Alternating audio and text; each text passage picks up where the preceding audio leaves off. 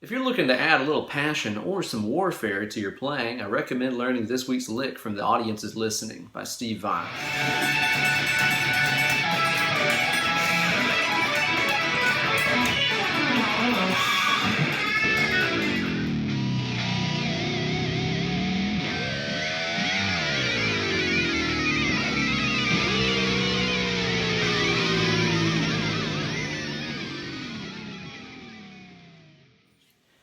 Well, hey there kids, and welcome to this week's installment of Weekend Wankshop here with your good buddy, Uncle Ben.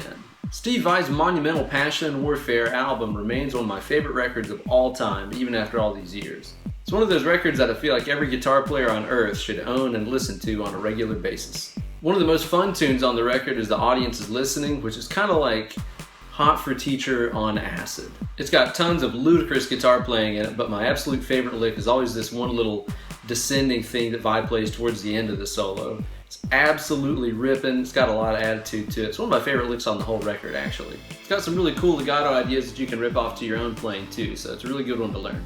But before we get into it, let's hear it again at Step Steve speed.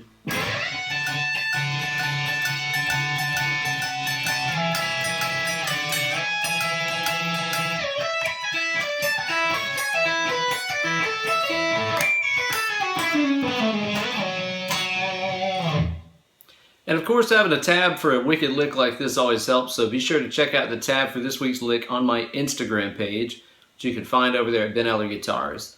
Learn how to play the lick and then upload a video of yourself ripping through it along with the hashtag WeekendWankshop. Alright, so this lick is in the key of A, and it has kind of a D Lydian to E Mixolydian sort of feel, two of Vai's favorite modes. And it starts off with this little double stop lick that he plays up here at the top on the B and E strings. I'm not going to go too in depth about this because it's pretty straightforward, but here's the three positions that he's in. He first slides into the 19th on the B and the 17th on the high E. Little minor third action right there. The next shape he's going to right here is the 17th B and the 16th high E. And then just move that down a whole step so it's 15 and 14. And then back up to 17 and 16. And while your fingers are going through those positions, your right hand over here just beating out kind of a shuffle rhythm. Just like that on those two strings.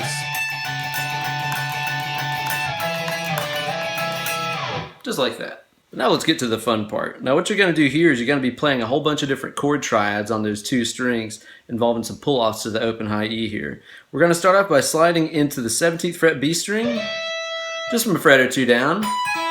Then we're playing this lick on the high E. Now this is 19 pulling off to 16 pulling off to open. Kind of feels like an E major triad. Just like that. So I slid into the 17th B. And then I played 19, pulling off to 16, pulling off to open. Next, what you're going to do is play a D triad, which we're going to play by hitting the 15th fret here on the B string, 17th high E, pulling off to 14, pulling off to open. So now you've got an E triad and a B triad. Next is a C sharp minor triad. I'm going to play the 14th fret B string here. And on the high E, I'm going to play 16, pulling off to 12, pulling off to open. Next, move that shape down a whole step for a B minor triad. So here I'm playing 12, 14 on the high E, pulling off to 10 on the high E, pulling off to open. And the last triad you're going to play here is an A, which is going to be the 10th fret B, 12th E, pulling off to 9th E, pulling off to open. And then after that, he hits that root note of A one last time there, so back to that 10th fret B. So the entire triad sequence goes like this. And over here on the right hand, I'm using a downstroke on the B followed by an upstroke on the high E. That way I always remain on the outsides of the strings. So starting off with our slide into our 17th fret B.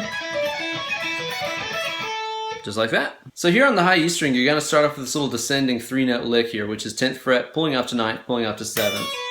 Through this whole sequence, only the first note on each string is picked. Now a really important thing about making this sound right, part of the reason I love the way it sounds on the record,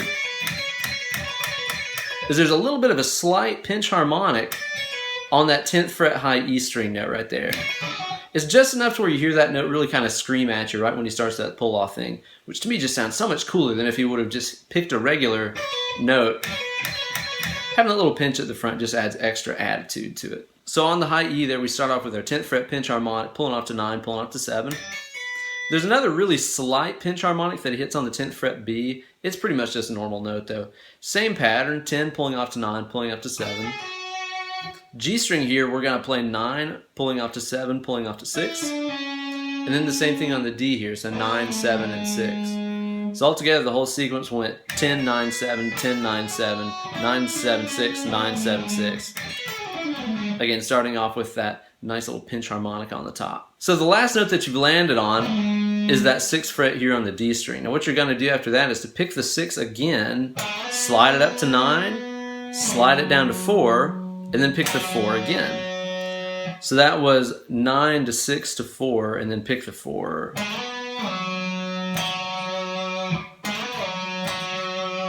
Just like that. So altogether, slowly, the legato sequence sounds like this. And this goes by so fast, it's important to take note of the timing here. These are sextuplets, so basically what you're going to be thinking about here is try to plow through 2 strings of pull-offs per beat. 1, 2, 1, 2, 1, 2.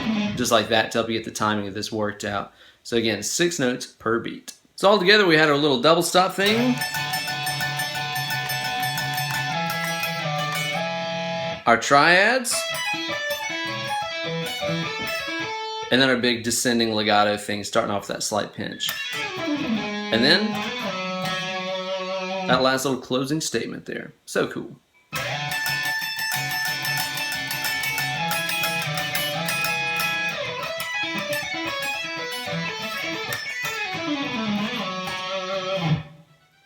So there you go, kids, a sick lick from one of my favorite songs from possibly my favorite record of all time. If you don't own Passion and Warfare by Steve Vai, you're absolutely missing out on some of the best guitar-based music that's ever been created.